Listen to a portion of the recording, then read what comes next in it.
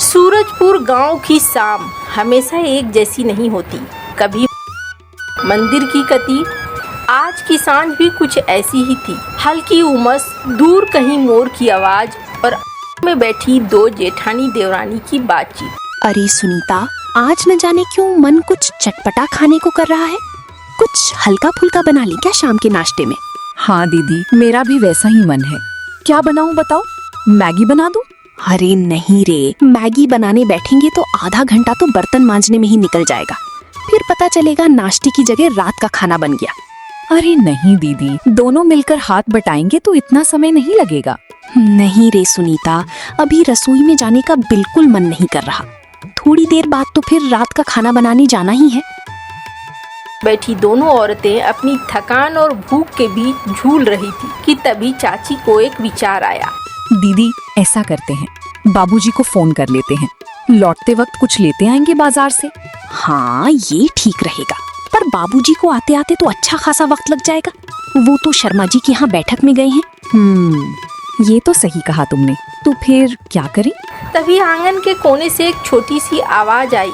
गुड़िया, जो अब तक चुपचाप अपनी किताब में सिर झुकाए बैठी थी, अचानक उठ खड़ी हुई। मम्मी, मैं ला सकती हूँ। मुझे पता है गली के मोड़ पर वाली दुकान पर आज गर्मा गर्म आलू टिक्की और कचौड़ी बन रही हैं। मैं दादाजी के साथ जाकर ले आती हूँ।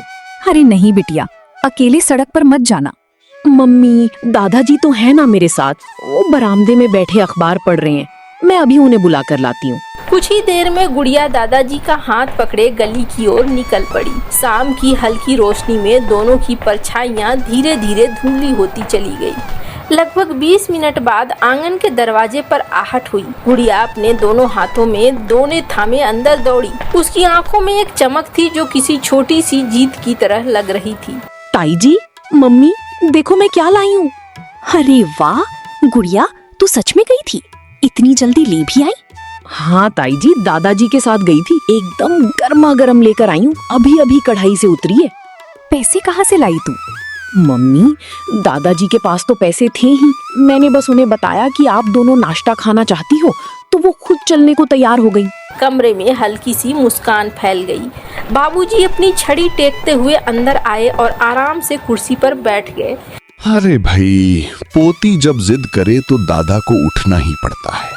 और सच कहूं तो मुझे भी बहाना चाहिए था थोड़ा टहलने का। बाबूजी, आपने तो कमाल कर दिया। ये कचौड़ी और आलू टिक्की देखकर तो मन खुश हो गया। सच में दीदी, गुड़िया इतनी दूर हमारी बात सुनकर भाग गई, हमने तो सोचा भी नहीं था। अरे ये तो मेरी पोती है ही ऐसी, जिसकी दिल की सुने उसका काम फौरन कर देती है। सब लोग एक साथ बैठकर मुरमुरे के साथ गर्मा गर्म कचौड़ी और आलू टिक्की का आनंद लेने लगे। पर तभी ताई जी के चेहरे पर एक हल्की सी उदासी छा गई। पता नहीं आज अगर करण होता यहाँ तो कितना खुश होता। इसे तो कचौड़ी और आलू टिक्की बहुत पसंद थी। सच कहा दीदी, करण तो मुरमुरे के साथ कचौड़ी खाने के इतने शौकीन थे कि माँ को रोज शाम को यही बनाना पड़ता था। हाँ रे सुनीता, बहुत याद आता है उसका। पता नहीं परदेश में क्या खाता होगा, क्या पीता होगा। अब तो शायद वो सब भूल ही गया होगा। वहाँ तो सब विदेशी खाना मिलता है। कोई अजीब अजीब नाम बताता है फोन पर, मुझे तो याद भी नहीं रहता। हाँ अम्मा जी, ये तो होना ही था। वहाँ देसी खाना ठीक से मिलता कहाँ है। अब वहीं का सब कुछ खाने की आदत डाल ली होगी उसने। दादी जी, दादा भैया कब आएंगे? मुझे तो उनसे मिलने की बहुत इच्छा है। वीडियो कॉल पर ही देखा है बस। अरे बिटिया, ये तो मुझे भी नहीं पता। देखो कब उसकी नौकरी से छुट्टी मिलती है। बस वीडियो कॉल पर देखकर ही मन को समझाना पड़ता है। सामने से देखने का मौका कब मिलेगा पता नहीं। अच्छा है अम्मा जी, अब उदास मत होइए। हमारा बेटा इतनी बड़ी कंपनी में इंजीनियर बनकर काम कर रहा है, ये तो हमारे लिए गर्व की बात है। गांव में कितने लड़के हैं जो इतनी दूर इतनी बड़ी जगह पहुंच पाए हैं। सच कहा दीदी, यही तो हमेशा सोचती हूँ। हमारा करण तो हीरा है, उसकी कोई तुलना ही नहीं। बातों बातों में शाम गहरी होती जा रही थी। आसमान में हल्के बादल घिरने लगे थे और हवा में मिट्टी की भीनी खुशबू घुलने लगी थी। बारिश आने का पहला संकेत मिलने लगा था। दीदी, आज सुबह अखबार में पढ़ा अगले कुछ दिन तेज बारिश होने वाली है। हाँ रे, मैंने भी सुना। लगता है बरसात अब सच में आ ही गई। उफ, बरसात तो मुझे बिल्कुल पसंद नहीं। हर तरफ कीचड़, स्कूल जाने में परेशानी। सही कहा बेटा, मुझे भी बरसात एक बूंद पसंद नहीं। हर वक्त बारिश गिरती रहती है, चारों तरफ कीचड़ पानी फैला रहता है, बाहर निकलना भी मुश्किल हो जाता है। अरे तुम दोनों को पसंद न हो तो क्या बरसात आना बंद कर देगी? मौसम तो बदलता ही रहेगा। तुम्हें पसंद न हो पर बहुतों को बरसात बहुत पसंद है। सच दादी जी, मुझे तो बरसात बुरी नहीं लगती। बाहर हल्की हल्की बारिश हो और मैं रजाई ओढ़कर सो जाऊं, क्या मजा आता है उस नींद में। हाँ, तेरी नींद के अलावा तुझे और क्या पसंद है ये तो बता ही नहीं सकती। सब हंस पड़े। तभी अचानक अंदर के कमरे से फोन की घंटी बजी। ताई जी उठकर भागते हुए अंदर गई। हेलो, हाँ बेटा बोल, खाना खाया कि नहीं? हाँ माँ, खा लिया। माँ, आपके लिए एक बहुत बड़ी खुशखबरी है। खुशखबरी? क्या है री, जल्दी बता। माँ, मैं अगले सोमवार घर वापस आ रहा हूँ। क्या कह रहा है तू? सच में आ रहा है? हाँ माँ, बिल्कुल सच। और माँ, एक बात और है, मैं अपनी होने वाली पत्नी को भी साथ ला रहा हूँ। क्या? तू शादी करने वाला है और वो भी साथ आ रही है? हाँ माँ, आप सबसे मिलवाना चाहता हूँ उससे। हम दोनों ने सोचा है यहीं गांव आकर शादी की सारी रस्में पूरी करेंगे। अरे रुक बेटा, मैं अभी सबको ये खबर सुनाती हूँ, बाद में बात करते हैं। फोन रखते ही ताई जी की आंखों में खुशी और उलझन दोनों साफ झलक रही थी। वो दौड़ती हुई आंगन में आई। बाबूजी, अम्मा जी, सुनिए तो, हमारा करण घर आ रहा है। सच कह रही है बहू? हमारा करण, हमारा पोता सच में घर आ रहा है? हाँ बाबूजी, बिल्कुल सच, अगले सोमवार पहुंच रहा है।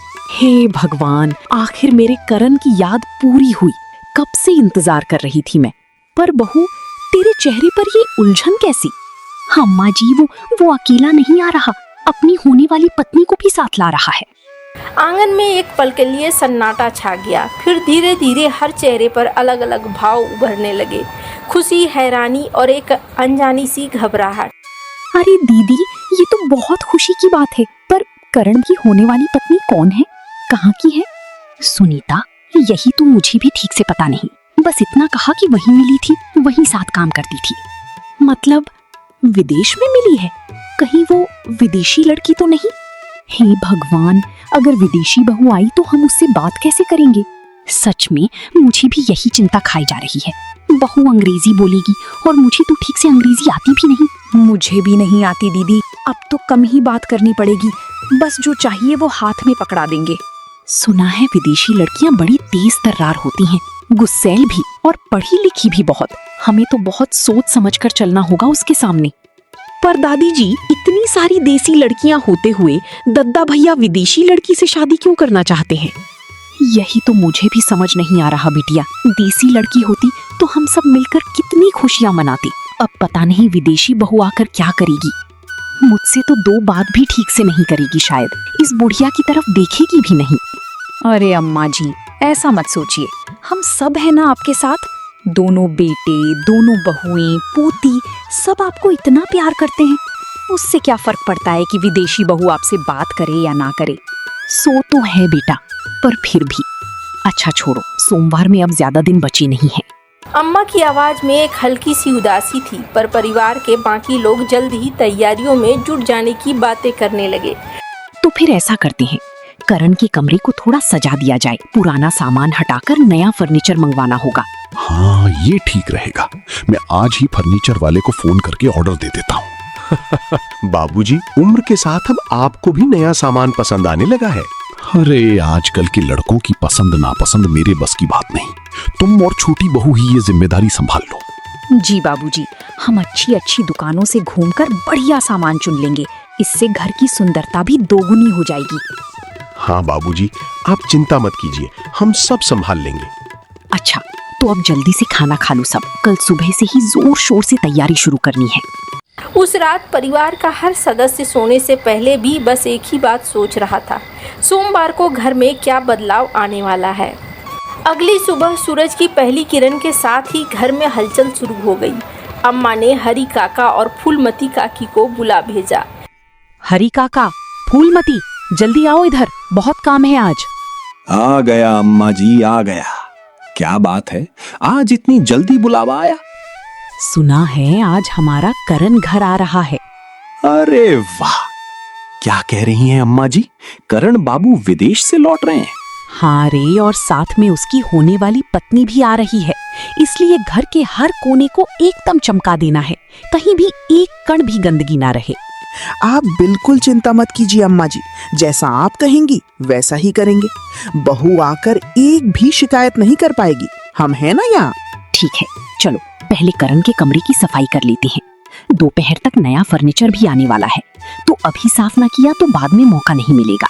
जी अम्मा जी, चलिए। दिन भर घर में झाड़ू पोछे और नए पर्दों की सरसराहट गूंजती रही। दोपहर होते होते फर्नीचर वाली गाड़ी भी आंगन के बाहर आकर रुक गई। उधर बाजार में चाची जी और श्यामनाथ जी नए पर्दे, बिस्तर की चादरें और सजावट का सामान खरीदने में व्यस्त थे। दुकान दुकान घूमते हुए उनकी मुलाकात पड़ोसी शर्मा जी से हो गई। अरे भाभी जी, आज इतनी खरीदारी किस खुशी में? अरे शर्मा जी, हमारा करण विदेश से लौट रहा है अपनी होने वाली पत्नी के साथ। अरे वाह, बहुत खुशी की बात है। सुना है विदेश में ही मिली है लड़की। हाँ जी, यही तो सुना है। अरे भाभी जी, अब तो घर में अंग्रेजी बोलने का रिवाज शुरू हो जाएगा। हम गांव वाले तो बस गुड मॉर्निंग ही बोल पाएंगे उससे। शर्मा जी, आप भी ना, अभी तो लड़की से मिले भी नहीं है और आप उसकी भाषा तय कर बैठे। अरे भाई, गांव में तो बात ऐसे ही फैलती है। खैर, जो भी हो, बहुत बधाई हो आप सबको। शर्मा जी की बात सुनकर चाची के मन में भी वही पुरानी घबराहट फिर से जाग उठी। घर लौटते वक्त रास्ते भर वह यही सोचती रही कि आखिर विदेशी बहू के साथ तालमेल कैसे बिठाया जाएगा। शाम होते होते करण का कमरा पूरी तरीके से बदल चुका था। नई अलमारी, नया पलंग, हल्के रंग के पर्दे, सब कुछ मानो एक नई शुरुआत के इंतजार में सजाया गया हो। ताई जी, देखो कितना सुंदर लग रहा है दद्दा भैया का कमरा। हाँ बिटिया, बहुत सुंदर लग रहा है। बस अब दुआ करो कि करण और उसकी होने वाली पत्नी को भी ये पसंद आए। दीदी, तुम इतना क्यों परेशान हो रही हो? करण के लिए तो जो भी करोगी वो सब उन्हें अच्छा ही लगेगा। पता नहीं सुनीता, मन में एक अजीब सी घबराहट है। पता नहीं ये विदेशी बहू हमें अपना पाएगी भी या नहीं। अरे बहू, तो क्यों इतना सोच रही है? जो होना है वो तो होकर ही रहेगा। बस 2 दिन और बाकी हैं, फिर सब अपने आप साफ हो जाएगा। पर अम्मा के चेहरे पर भी वही उलझन साफ झलक रही थी जो पूरे घर में फैली हुई थी। सोमवार का दिन आ ही गया। सुबह से ही घर में उत्सव जैसा माहौल था, पर हर कोई अपने सबसे अच्छे कपड़े पहनकर तैयार हो रहा था। रामनाथ के बाबूजी, आप ये धोती क्यों पहन रही हैं आज? क्यों? क्या हुआ धोती में? अरे, विदेशी बहू के सामने धोती पहन कर जाओगे? पहले कोई अच्छी सी पैंट पहन लो। बहू क्या सोचेगी आपको देखकर?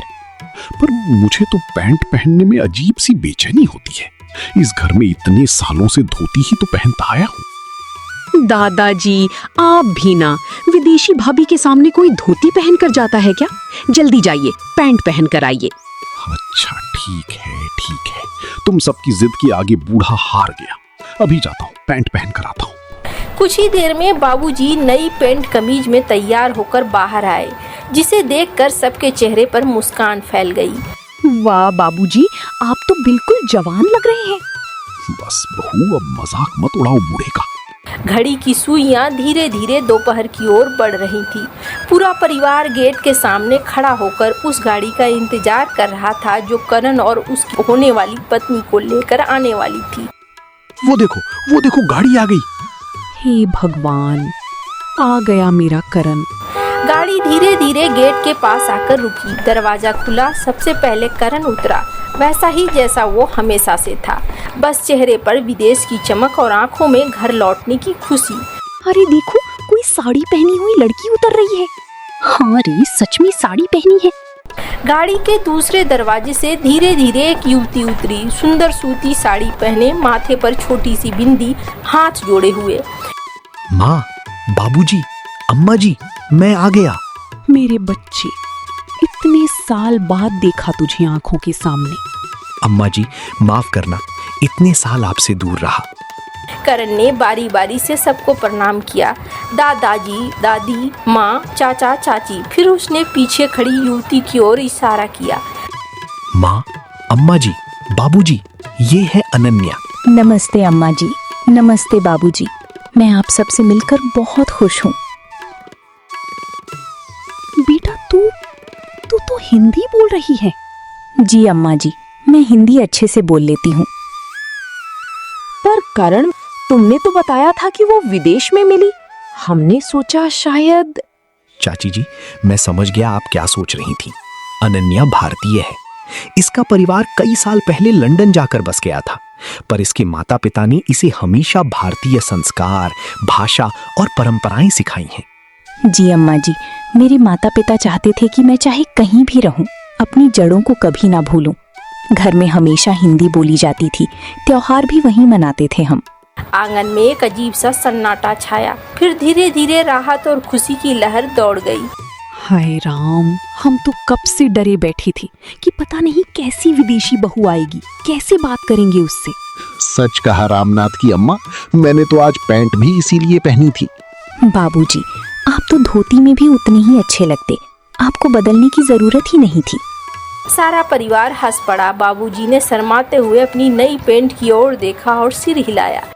सच में बेटा, हम तो कितने दिनों से चिंता में थे। सोच रहे थे विदेशी बहू आएगी, हमसे बात नहीं करेगी, हमारे तौर तरीके पसंद नहीं आएंगे उसे। चाची जी, मैं भले ही लंदन में पली बढ़ी, पर मेरा दिल हमेशा यहीं इसी मिट्टी से जुड़ा रहा है।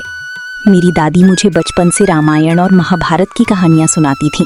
मैं जानती हूँ कि परिवार का मतलब क्या होता है। बेटा, तूने तो हमारा सारा डर पल भर में मिटा दिया। दद्दा भैया, अब आप कब तक यहाँ रहेंगे? फिर से विदेश चले जाएंगे? नहीं गुड़िया, अब मैं विदेश नहीं जाने वाला। मैंने अपनी नौकरी छोड़ दी है। क्या कह रहा है बेटा, इतनी अच्छी नौकरी छोड़ दी तूने? हाँ बाबा, अब आप सबसे दूर अकेले परदेश में रहने का मन नहीं करता। मैंने सोच लिया है, अब यहीं गांव में या शहर में कोई काम शुरू करूंगा। जी बाबूजी, हम दोनों ने साथ मिलकर ये फैसला लिया है। हम चाहते हैं कि हमारे बच्चे भी अपने दादा दादी, नाना नानी के साथ अपनी मिट्टी में बड़े हों। तूने बिल्कुल सही फैसला लिया है पोते। यही तो मेरे पोते की पहचान है, जड़ों से जुड़ा रहने वाला। आज मेरा घर सच में भर गया। शाम ढलते ढलते पूरा परिवार आंगन में इकट्ठा बैठा चाय पी रहा था। हरी काका और फूलमती काकी भी पास ही खड़े मुस्कुरा रहे थे। करण बाबू, आपको देखकर बहुत अच्छा लगा, और अनन्या बहू को देखकर तो और भी ज्यादा। काका जी, आप भी परिवार का हिस्सा हैं। आपसे मिलकर मुझे भी बहुत खुशी हुई। अनन्या बहू, आप तो बिल्कुल हमारी अपनी बिटिया जैसी लगती हैं। भाभी, आप मुझे लंदन की कहानियाँ सुनाओगी? जरूर गुड़िया, बहुत सारी कहानियां हैं मेरे पास, पर पहले तुम मुझे इस गांव की कहानियां सुनाओ, यहाँ के त्योहार, यहाँ की रीतियाँ। आंगन में हंसी छिटोली का माहौल था। बादलों के बीच से हल्की बारिश की फुहारें गिरने लगी, मानो प्रकृति भी इस मिलन का उत्सव मना रही हो। अरे देखो, बारिश शुरू हो गई। यही तो मुझे पसंद है। अब तो सब मिलकर आंगन में बैठकर बारिश देखेंगे। मुझे भी बारिश बहुत पसंद है। लंदन में इतनी झमाझम बारिश कहाँ होती है। याद है माँ, बचपन में मैं बारिश में भीगने के लिए कितनी जिद करता था। हाँ रे बेटा, कैसे भूल सकती हूँ। तू तो बारिश में भीगकर बुखार भी बुला लेता था हर साल। सबकी हंसी बारिश की बूंदों के साथ घुल मिल गई। बाबूजी ने अपनी कुर्सी थोड़ी आगे खींची और आंगन के बीचों बीच बैठकर सबको देखते रहे, अपने पूरे परिवार को, जो अब पूरी तरीके से एक साथ था। अगले कुछ दिनों में पूरा गांव करण और अनन्या की शादी की तैयारी में जुट गया। हर गांव से एक न एक सदस्य मदद के लिए आ पहुंचा। भाभी जी, अब तो बताइए, कब है शादी की तारीख? शर्मा जी, अगले महीने की 15 तारीख को शुभ मुहूर्त निकला है। बहुत बढ़िया। और सुनिए, वो कहानी जो मैंने बाजार में सुनाई थी, विदेशी बहू वाली, वो तो बिल्कुल गलत निकली। हाँ शर्मा जी, आपकी अंग्रेजी अब काम नहीं आएगी। अनन्या बहू तो हमसे भी अच्छी हिंदी बोलती हैं। अरे भाई, गांव में तो बातें ऐसे ही उड़ती हैं। खैर, बहुत बधाई हो आप सबको। पूरा गांव मानो एक नए उत्सव की तैयारी में डूब गया था। हर गली, हर चौपाल में बस एक ही चर्चा थी, करण और उसकी होने वाली पत्नी की कहानी। एक शांत दोपहर अम्मा और अनन्या आंगन में बैठी थी, हाथों में चाय के कप लिए।